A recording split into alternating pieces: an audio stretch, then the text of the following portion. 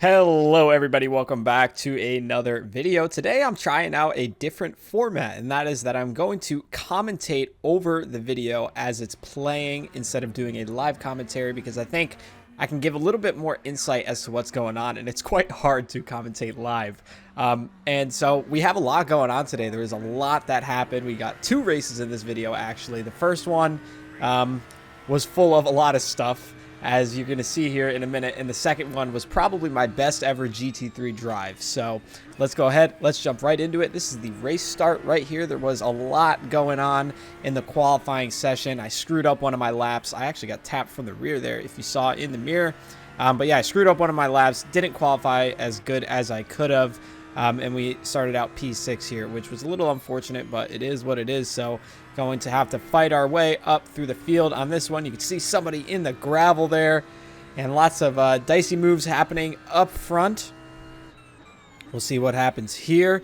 He doesn't quite go for it, but keep that in mind for the future, because this is what this race kind of was. No matter what split I was in, everybody was very aggressive, more than usual, including myself. And I have to admit, I wasn't really driving my best in these races, so I don't know exactly why that was happening or what was going on there, but it's just kind of the way iRacing goes sometimes. Sometimes you just are not driving the way that you usually drive, and today was one of those days, as we have the R8 off in front of us. So I'm going to look for a move here. You can see the Porsche attacking the inside. I'm actually going to kind of see what happens here and see where the gap opens up, and it seems to open up to the right side here, so that's where I'm going to go. I'm going to try and get this move done, and then I just get turned into and spun around into the gravel in probably the worst area of the track, and you can see just how frustrated I was saying, what the F are you doing there? So we'll have a look at that again, because when I watched the replay, I actually saw why this ended up happening, and it's just the unfortunate thing in iRacing here. So you can see I check it up the inside, classic overtaking maneuver, try to follow somebody up. It was a little ambitious, but unfortunately when you actually watch this, you'll see I never actually touched his car. It was a netcode incident. There was room there, and yeah, that was just a lot of space there that iRacing miscalculated, and I ended up getting the worst of that. So really unfortunate. So we're gonna have to fight our way back through this one. At this point, it's gonna be how little iRacing can we lose out of this one, because we are not getting back to P6. So we're gonna have to fight our way from last position, 10 seconds behind the field is what I was. The person behind me crashed hard, so they're out. So we're already up one position out of that mess, and you can hear, I don't know, you could just barely hear that, but he said 10 minutes to go. So yeah, the race already just about a quarter of the way done. We have two people off there, so that's going to give us two more positions. This is a very weird track. This is a weird track because of the fact that it's really narrow and there's only a couple overtaking opportunities, but it's one of those tracks where if you don't know how to drive it right, it's incredibly difficult to navigate your way around it, because you have those very difficult chicanes. So if you're not good at braking, as we're going to make a move up the inside here, this is actually a really nice battle. I thought it was very respectful the way that Christopher went around this. Christopher, I'm not sure how you can say that. I can just barely see his name in the corner there. We'll go with Christopher. Yeah, but the way that you navigate this track, it's very dependent on your braking. So if you struggle with your braking or you don't brake very hard, it's difficult to navigate through the chicanes. There's more of a mess here. And then you can see there's just a Porsche sitting right in front of us. I have to dive my way out of that one. I actually ended up getting a 4X for that, even though I don't think I ever touched his car. So yeah, the netcode was a little bit of an issue in this lobby. I was probably in a mostly European split here, unfortunately. So I kind of just had to deal with that because I probably had very high ping. But I'm actually going to get a 2-for-1 here. So not only did we overtake the Porsche, we overtake that BMW that got sent on the outside, and we're going to overtake this mint green Porsche as well. But that was really a lot of what happened during this race. There wasn't much else that happened, but you can see there's another battle that's going to happen here with Thomas behind me. So I knew that I could not get stuck behind these guys. I had to just keep going up the field, and so I pulled my Alonso impression here against Lewis Hamilton and went for one of the most defensive drives I think I've ever done here, just parking the car in the middle of the track, closing off all of the good exits, and just holding a very, very defensive racing line. And so the same thing was going to happen here. Is I felt like I had cleared him, was waiting for the lamppost at my braking point, and then he just goes for the Forza dive bomb, and I kind of saw that coming in my rearview mirror, so luckily I was able to dodge that. And nicely enough, he actually did apologize for that move, because I don't think he meant to do that. I think he just kind of got in the ABS and went a little deeper than he expected. But yeah, luckily we read that one. We saw that one coming. So we avoid yet another collision there. The last thing I needed was more collisions in this race. So that was honestly just about everything that happened. We ended up catching these guys in front of us right here. These guys were battling. This was in the final stages of the race, probably about 2 laps to go at this point when this battle started. So I knew I was going to catch them because of the fact that they were battling so hard and they were very close in pace.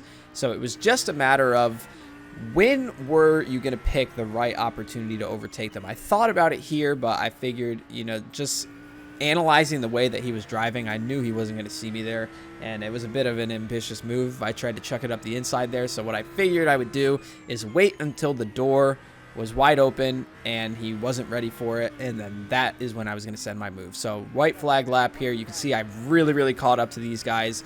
I knew at this point that the best finish I was going to get was P10 if no accidents happened in front of me. So I just figured, let me just wait for the right point to overtake him here. Don't try to rush it. Don't try to do anything stupid. And then I'll go for the move at that point. So you can see coming out of the chicane here, I actually get a really good exit. So this sets me up really good going into the hairpin here, which is where I was going to calculate my move. And so he kind of takes this weird racing line there, misses the apex, and I see the door wide open. So I send it up in there, and we ended up making a little bit of a touch there. But what I don't really understand was that he kind of attacked me after the race, saying that it was an unnecessary dive bomb and it was not a clean overtaking move, which I just completely disagree with. I think that was more than fair of an overtaking move. I don't feel like I did anything wrong there. You see that kind of stuff in real life racing all the time. So we'll take another look at it here. This is what it's like from his perspective. So he makes a mistake coming out of the chicane. He's rather slow. He doesn't, not like he's a slow driver, but he was just slow coming out of the chicane, and he doesn't defend. So you can see he left the door wide open there. So that's why I made that move. And by the time we got to the apex, my car was actually in front of him. So yeah, I'm not really sure why he thought that was an unfair move. I thought it was pretty fair, and I left him more than enough room on the outside. And you can see by his steering inputs here, he kind of just turns into me like I wasn't even there. So yeah, not trying to sound like a D word on that one, but yeah, I felt like that move was pretty fair. But unfortunately, yeah, we did lose both out of that. So on to race 2 here. Race 1 really didn't go my way. We qualified about the same in this one, so I knew I needed a better result this time around. So let's start race 2. This was a much stronger lobby, a lot faster drivers in here. I had improved my practice time by quite a bit. I was doing 128 fours or something in the last race. This race I was doing 128.1 and 127.9. So I was much faster this race than I was before, driving the Audi here. And you will see that as I had to dodge an incident there. That was something else. I really don't know what happened there. I remember thinking as this race was happening, I just could not wrap my head around what just happened. I don't know how that guy got spun. I don't even know why he tried to move across there in that situation. It was kind of wild. But luckily we dodged that one. I feel bad to Markey behind me because I kind of brake checked him because I was just trying to avoid that incident. I didn't know if that white Porsche in front of me was going to come across the track to the right. So I just kind of slammed on my brakes and turned to the right as fast as I could to avoid getting collected there. And luckily it worked, but great reaction time and great driving by Markey to avoid that. But you can see these guys battling in front of us here. So that was actually going to slow them down a little bit, which is going to allow me to catch them, which was very good because I knew I had a chance at a good finish in this race because I was just trying to drive better. And you can see just by doing this right there, just warming the tires up a little bit. That was not to break the draft behind me. That was just because I felt the car really wasn't responding to my inputs all that well because the tires were still cold. So I was just weaving along the straight a little bit just to warm those tires up a little bit more so I could get some more grip. And yeah, we have Adam in front of us here battling. He gets on the gravel a bit, and you can see this was actually P1 that got on the gravel in front of us. So Adam goes for a dive bomb up the inside. I knew that was never going to work, so I knew I had to dodge an incident there. So I picked the right side to dodge the incident because that chicane is just not an overtaking opportunity. If you haven't done this race yet and you're looking to do it, or you've never done a race at Zolder, that chicane, don't overtake anybody through that spot. It is never gonna work. So as you can see, that was example A right there. Again, P1 gets on the curb there, so watch that again. He just hits that rumble strip on the inside, and that unsettles the car, which I honestly found quite interesting. So he loses the car again. This was the following lap, and so I just had like a little bit of a look to the outside here, but I knew that's not the right that's not the right overtaking spot. I don't know what language I just tried to say that in, but I knew that that was not a good overtaking opportunity, so I'm just going to bail out of that one. I'm going to let him go, and this is where some good racecraft comes into play here because I knew that he was much faster than me. He was about 4 or 5 tenths faster than me through a lap, so I knew there was really no point in overtaking him, as you can see right here, because look at the gap that he just closed in 2 laps time here.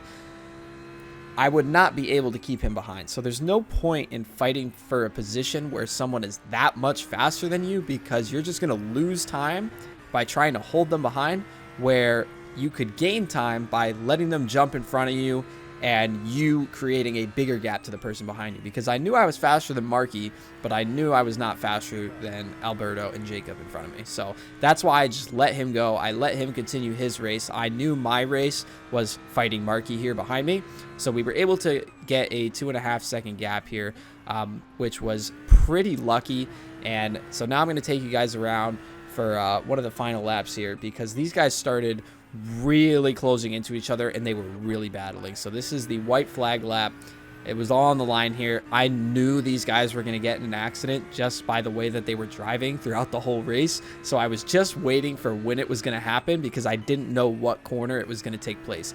I thought it was going to be this front chicane here, but you'll see that that's not where it ends up happening. But yes, a little bit of a spoiler. They do get in an accident here.